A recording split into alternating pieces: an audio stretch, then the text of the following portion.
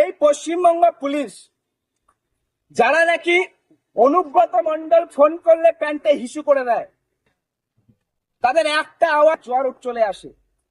আর এই পুলিশ উর্দি পড়ে নিয়ে আন্দোলনরত হিন্দু জনতাকে ধমকায় যে अभी जितना जय श्री राम बोलना है बोलो, रात में हम देख लेगा। तो हम लोग भी देखने के लिए आज इस्राइल सकते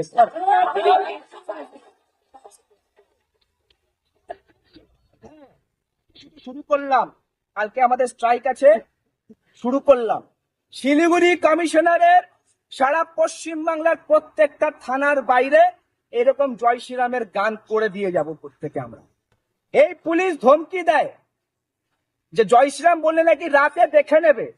তো দাঁড়িয়ে আছে এখানে দেবাশিস বোস, যদি আপনি শুনছেন শুনুন, আমরা জয় শ্রীরাম বলছি। এই বাংলা আপনার নয়, এই বাংলা প্রত্যেকটা হিন্দু সনাতনীদের। আপনি নিশ্চিত যে আপনি যে চটি চাটা প্রমাণিত।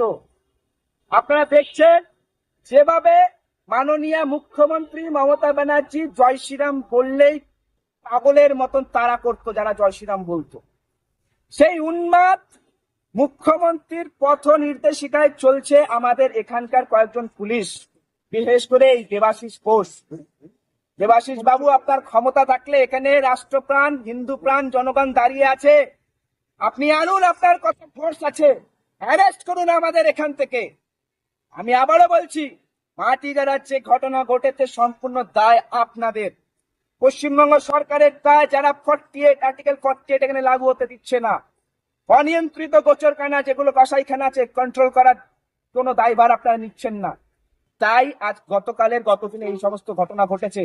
আমাদের হিন্দু অমিত তার বাড়িতে গিয়ে ভাঙচুর করে দিচ্ছে, পুলিশ বলছে জয় শ্রীরাম বলা যাবে না, এটা আমাদের কাছে স্পষ্ট।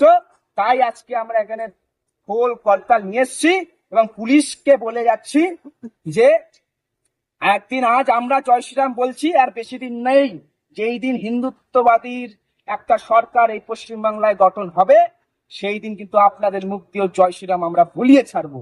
আর দেবাশিস বাবু, বেশি দিন নয়, আপনার ট্রান্সফার জঙ্গল মহলে অবশ্যই হবে, এটা আপনি কান খুলে শুনে রাখুন, বেশি দিন নেই।